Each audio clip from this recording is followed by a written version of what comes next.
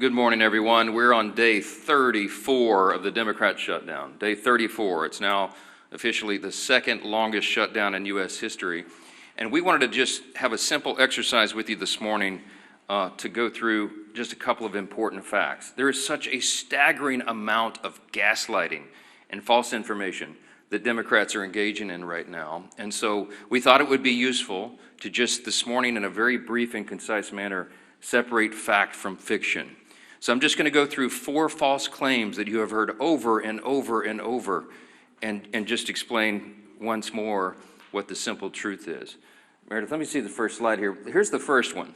The obviously false claim of the Democrats is that Republicans have closed the government. I've heard them say this myself. You've all seen it in interviews. They're blaming the shutdown on the Republicans, and it is patently absurd. The next slide will show you the simple fact. The obvious fact that everyone can see, it is Republicans who have voted to open the government 14 times. Now remember how this came about. Back in September 19th in the House, Republicans in the House voted to open the government, the clean continuing resolution to keep everything in operation. Every Democrat except one in the House voted to close the government. But we still passed it because we have the majority. And so we sent that bill over to the Senate. And 13 different occasions, 13 times, the Democrats have voted to close the government. Republicans voted yes every time to open it. Republicans in the Senate and the House voted to keep the lights on, to pay service members and our troops who are in harm's way, Border Patrol agents, TSA, air traffic controllers, all federal workers. They voted to ensure that women, infants, and children nutrition programs continue and that SNAP benefits continue to go to the American families who are in need. But by contrast, the Democrats have voted no every single time. And what is outrageous to us is that they have gone onto the Senate floor. Senate Democrats, they have voted no. They have voted to close the government. And then they have gone out to the hall, to the nearest camera they can find. And they have looked into the lens and said, Republicans are shutting down the government. It makes no sense. It's the most extreme example of gaslighting in the history of American politics. And many in the media have allowed them to get away with that. It's shameful. Let me show you another obviously false claim. Obviously false claim number 2 of the Democrats is that Republicans are being unreasonable. Well, here's the fact. Let me see the next one. The fact is very simple. Republicans are refusing to accept the Democrats' outrageous demands. Now, why do we say that? Now, remember, the Republicans passed a clean continuing resolution. It was nonpartisan. It was a simple bill that would open the full government, and we could do that today. If they would pass that today, with 0 strings attached, everything would be flowing again and the government would work. Importantly, remember that we offered that CR in good faith. And why do we say that? Because it was offered after a bipartisan, bicameral negotiation between both chambers.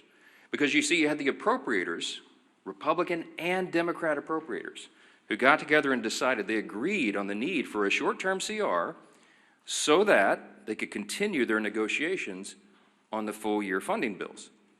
But this is something Democrats have spoken passionately about and acted upon many times in the past. We've recounted here every day. 13 different occasions in the Biden administration, they passed continuing resolutions. They did it most recently in March of this year when Chuck Schumer, 10 Senate Democrats, including the leader, Schumer, voted for the CR and told us how important that was. The CR that's on the table right now and has been sitting there for 45 days is nearly identical to the one that they voted on in March. But shockingly, this is the big thing.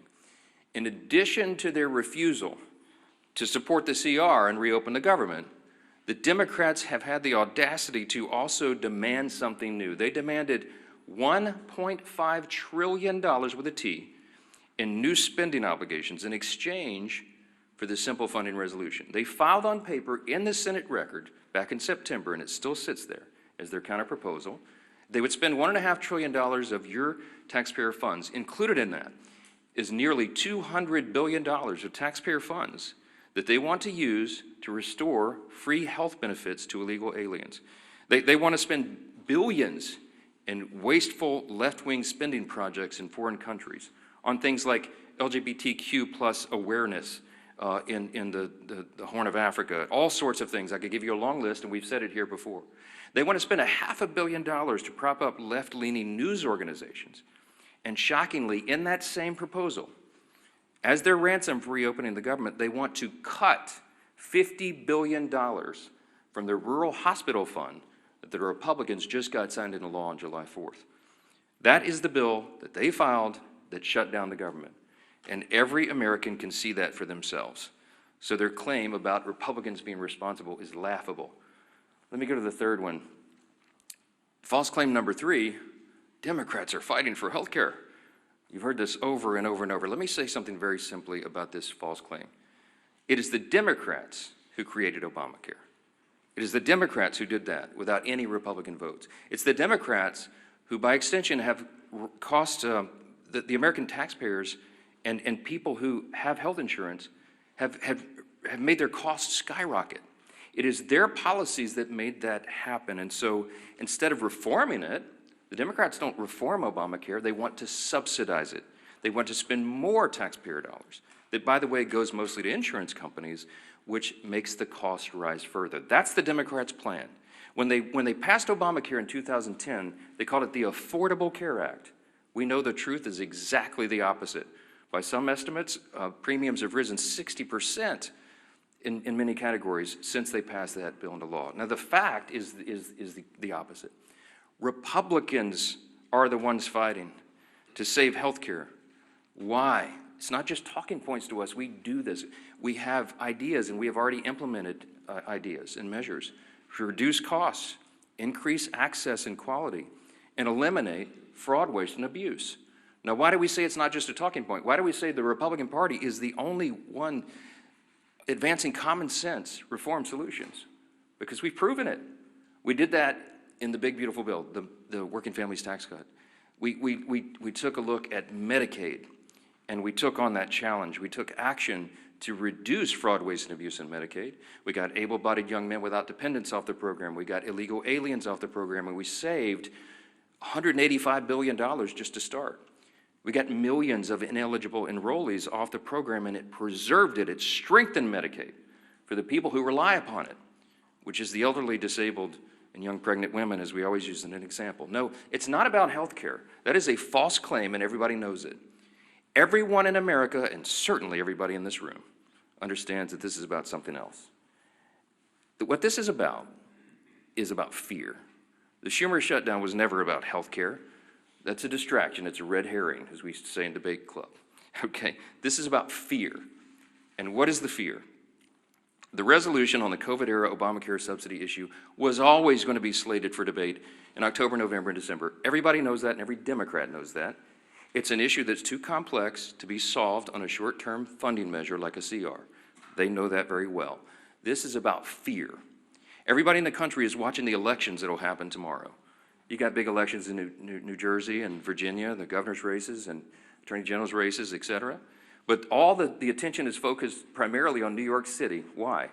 Because the fear that Mamdani and all that he represents will be risen to power, that he'll be elected the mayor of America's largest city, the once cradle of capitalism, that we're going to have a Marxist, a communist running the largest city. Now this terrifies the establishment old guard Democrats in Washington. And the leaders of both chambers are among those most terrified. They're both from New York. Leader Hakeem Jeffries is the Democrat in the House, and Leader Schumer in the Senate. They're both from New York, and they're terrified. You've watched their actions carefully. Many of you have not reported on it enough. Poor Hakeem Jeffries had to finally, he was forced to endorse Mamdani. And he's terrified that he now owns the results of that. Chuck Schumer's been dancing around the issue, but he knows he's darned if he does, darned if he doesn't. They're both terrified, and so that is the fear. This is a fact, and you should print it this way. The Schumer and Jeffries and their colleagues fear political retribution from the far-left activists in their party more than they fear the consequences of keeping the government closed for weeks on end. They fear that personally for their own political future, and they care more about that than they care about SNAP benefits flowing to hungry families, about air traffic controllers being paid so they can keep the skies safe, Border Patrol troops and all the rest. It pales in comparison, and this is a simple summary that is a simple fact. It is extremism on the left that is the direct cause of American suffering right now. One more fact. The obviously false claim number 4 this morning is that Republicans are responsible for all this pain. It's just a nonsensical statement. It's a nonsensical statement because the fact is very clear. This is about math.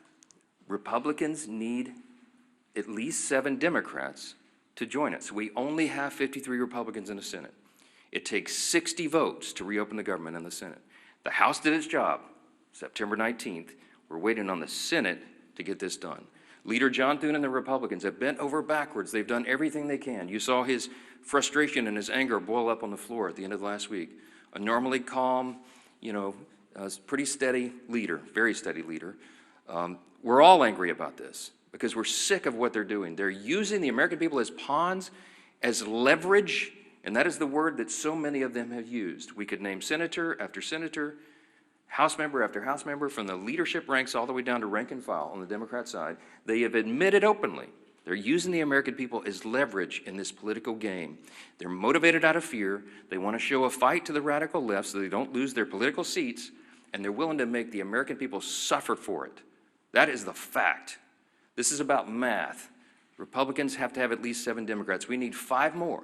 5 more moderate, centrist, common sense people who care more about the constituents they serve and the country that they supposedly serve than their own political futures and the retribution they'll receive from the Marxist, Mandami, communist left in the party if they do the right thing here. I wish these weren't the facts. I take no pleasure in telling you this. It is disgusting to us. But there's no other way to candy coat this, to make it any prettier than it is. So we're now entering the 5th week of this Democrat shutdown, and it's for one reason. Democrats made a deliberate choice to keep the government closed. The shutdown will only end when those same Democrats make a deliberate choice to open it. The entire country is calling and waiting on just 5 more Senate Democrats to come to their senses and do the right thing. We are pleading with them to do so. This is not a game. The solution is sitting right in front of them. Pass the clean CR, end this madness, and open the government. You'll hear next from our majority leader in the House, Representative Steve Scalise. Thank you, Mr. Speaker. As the Democrats continue to impose suffering on the American people, and by the way, that's their term, they've continued to talk about real suffering that they know they're causing. Again, they say to get leverage over what they still can't articulate. But as Democrats continue to impose this suffering, their attempts to mislead the American people are working overtime. The Speaker laid out a number of those statements that Democrats have made over and over again to try to mislead the American people. And it doesn't just end there. Over the weekend, Chuck Schumer tweeted out, quote, "Republicans have done everything in their power to raise your health care costs and kill SNAP for millions of hungry Americans." Now, Chuck Schumer knows good and well what he said there is not only misleading, it's patently false. I tried to give it Pinocchio awards, but I don't want to associate the character Pinocchio with Chuck Schumer in that statement. Let's start with the first half of what he said there. Raising health care costs. Who is the party that's done that? The health care law of the land, and not sure if Chuck Schumer's been updated on the law, but Obamacare is the law of the land in health care. And we can all go look at the votes going back the last 10 years. It's been partisan votes all the way through for Obamacare. They called it, as the Speaker said, they named it the Affordable Care Act. It's been anything but. Costs for families are up over 80% in their premiums because of Obamacare. And what have they tried to do over and over again? They've tried to mask the cost. They haven't tried to work with Republicans to fix it. They've tried to mask the cost, hundreds of billions of dollars of bailouts to insurance companies. not helping families get better options. Democrats have never cared about that. And in fact, when we, as we pointed out multiple times, passed provisions in the working families tax cuts, the cost share reductions, that were scored by CBO to lower premiums by double digits for families. It passed the House, and it was Democrats who worked overtime to get that removed in the Senate. They are still bragging about it today on the Democrat Budget Committee's website, that they removed a provision that would have lowered premiums for families. So who is it that's raising costs for families? Of course it's been Democrats every step of the way, and the only thing scored by CBO to reduce premiums on families that have passed either house, the Democrats worked overtime to get that removed. The other half of that, he talks about SNAP. And of course, we know there have been votes in the House and Senate to save the SNAP program from cuts, from being zeroed out. It's called the Clean CR. Passed the House with Republican-only votes primarily, with Democrats uniting to try to kill it, but luckily we have the majority in the House, and you go over to the Senate, and we know they have a 60-vote requirement, and Democrats have over and over and over again voted in lockstep with Chuck Schumer to block SNAP benefits. There is a vote you can go look at every day that they've taken that vote that would have opened the government, fully funded SNAP, or shut it down. And it's Republicans who are voting yes, and it's Democrats who are voting no, and Chuck Schumer's been leading that charge. And then he votes no to kill the SNAP program, to create tremendous uncertainty, to create millions of hungry Americans, to use his own word. Chuck Schumer has voted to put those millions of hungry Americans in that situation, and then he walks out to the microphone, as the speaker said, and then he tries to blame it on somebody else. People are sick and tired of it. We're surely sick and tired of it, but the American people are suffering, to use the Democrats' term, while those same Democrats that impose the suffering are going out and trying to mislead and lie to the American people and blame somebody else for the very votes they cast. It is votes in Congress that have caused a government shutdown. That's why we're here. You either vote yes to open the government or you vote no to keep it shut down.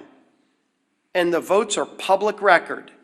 And the same people that are voting to shut down the government, to deny food to families, are then walking out and trying to lie to the American people and blame somebody else for their actions. The American people won't have it. The American people will not be lied to. And it's time that Chuck Schumer and his Democrat colleagues end this madness.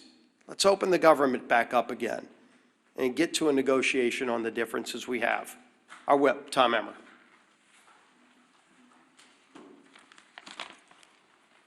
Today marks day 34 of the Democrat shutdown. Here are some headlines from over the weekend highlighting the pain the Democrats are inflicting on the American people each day that they prolong this mess. Quote, government workers, SNAP recipients feel the pain as the government shutdown drags on. Quote, staffing shortages mire air travel as shutdown stretches on. Quote, government shutdown threatens to delay home heating aid for millions of low-income families. And that's just to name a few. Democrats have now voted against opening the government 14 times. That's 14 times that they voted against our military. That's 14 times that they have voted against federal law enforcement officers, air traffic controllers, and TSA agents. 14 times they have voted against low-income Americans who rely on programs like SNAP and WIC. Why? Not because they actually care about lowering the cost of health care like they claim. Just look at the 68-page counterproposal they filed in the Senate. Only 1.5 pages reference health care. The other 66 outline their radical policy priorities like billions of dollars for foreign climate projects or $500 million to prop up leftist media outlets. The fact of the matter is that the Democratic Party is not fighting for you, the American public. They've shut the government down to pick a fight with President Trump and to score points with Kami Mandami and Omar Fada, the Omar Fada wing of their party. The Democrats have become kamikaze politicians who are so focused on winning some kind of political game that they've justified blowing up everything in their wake, including the livelihoods of their own constituents. Democrat Senator John Fetterman said it best on CNN yesterday, quote, "We are hurting the very people that we fight for, and now we're getting nothing for them if we continue to keep our government shut down." Quote, "This is wrong," he went on to say, and he's exactly right. It's past time for Democrats to end the political games, pass our clean CR, and reopen the government for the people they were elected to serve. Back to the Speaker. Questions? Manu, you get it first every time. This is not fair. Last week, you came here to these mics, and you were very critical of Joe Biden's use of the auto pen, his pardons. You said you didn't even know who he was pardoning. But last night on 60 Minutes, President Trump admitted not knowing he pardoned a crypto billionaire who pleaded guilty to money laundering. Does that also concern you? I don't know anything about that. I didn't see the interview. You have to ask the president about that. I'm not sure. Yes, ma'am. Last week on Friday, you said that if there had been a way to fund SNAP, that the Trump administration would be happy to do it. Now, two judges have come out saying that it is likely illegal to stop SNAP payments. One is giving the Trump administration until today to make a decision on how to move forward. What have you told President Trump about how you want him to move forward? Well, he and I talked about this quite a bit over the weekend, multiple times. The president is desperate for SNAP benefits to flow to the American citizens who desperately rely upon it. He has bent over backwards, as you know, to get the troops paid, to keep WIC funding going. He's found creative solutions. The SNAP situation, as Secretary Rollins and I explained at the press conference on Friday, has legal impediments to that. It was understood, and we got legal advice, and it made sense to me that the contingency fund and SNAP could not be used unless the underlying funds were flowing. As Secretary Rollins relayed to you, this is pretty commonsensical. The contingency fund is an extra, in layman's terms, it's an extra fund that is there, for example, if you have an unexpected natural occurrence, like a hurricane or something, and SNAP benefits are flowing, but you have a subset of the population that needs additional benefits, then the contingency fund would go. The way we always understood it was the contingency fund could not be used legally if the underlying fund was suspended. And that's what's happened in the CR. The Democrats voted to stop SNAP payments. So you have two courts, two liberal courts, Obama judges, as I understand it, who said, no, that's not right, get them paid. Well, it's more complicated than that. Because as you know, it cost over $9 billion to fund SNAP for a month, and we only have, I think it's $5.2 billion in the contingency fund. So you have a big shortfall. So it's not as easy as hitting go send on a computer. You got to go through and recalculate partial payments to the 42 million recipients of the program. That puts a huge burden on states and on the feds to try to figure that out in short order. So what the president said logically was, okay, Your Honor, if you're saying we can do it, I'll go for that, because I want SNAP to go to the people. It's the Democrats that stopped it, not us, so tell me how to do it. Because I have all my personnel here in the office, the legal minds and the number crunchers, and they're trying to figure out how this can be done. Give us some guidance, we're glad to do it. So that's where we are at this impasse right now. As you noted, the president's not appealing the decision. He wants SNAP to be done, but he doesn't see the mechanism to do it. So you have Treasury, you have USDA, you have the other agencies involved that are working overtime, literally around the clock over the weekend, trying to figure out how to do this. But everybody needs to know it's not the full amount, assuming they could get this done and processed. The court acknowledged, thanks to the president, for saying that they wanted to do it. Everybody's on the same page here. We just don't know how. It's unprecedented. This has never happened before in this way. And so we're hopeful. But I would just say this, looping us back to how we began, the easiest way to get full SNAP payments to everybody who's eligible is for the Democrats to come in here and vote to reopen the government on a clean, nonpartisan CR. It's a game that's being played and real people are being hurt, and the administration gets all sorts of accolades and appreciation from us for bending over backwards trying to make sure people are not feeling the pain and that the harm is mitigated as much as possible. Yes, sir. Do you agree with President Trump that now is the time to get rid of the Senate filibuster? He's saying it's just gone on too long. Let's use a nuclear option. So I talked talked to the president multiple times over the weekend, I mentioned, and of course the filibuster came up. This is a Senate matter. It has nothing to do with the House. Everybody wants to know what my opinion is. I mean, my opinion is irrelevant. I understand desperate times call for desperate measures. I also understand that traditionally we've seen that as an important safeguard. I mean, I obviously shared my thoughts with the president on that.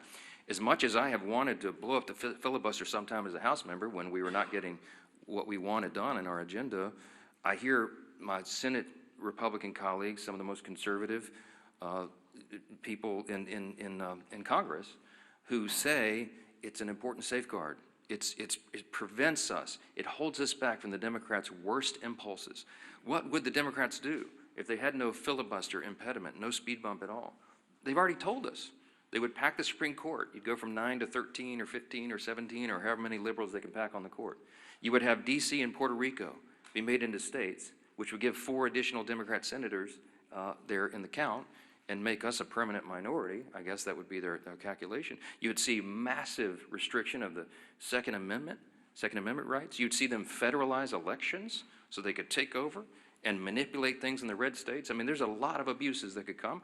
And so that's the caveat. That's what they're working through. And I speak frankly and honestly with the president, and he's very passionate about this. We're all very passionate. I think what you see in this debate we're having on our own side is a reflection of the anger that we feel, the real desperation that we feel, because we want the government to be reopened. We want to serve the American people as best we can. And any hindrance to that is something that everybody's looking at very carefully. Again, not a House issue. It's a Senate issue, and we'll see how that's resolved. Chad.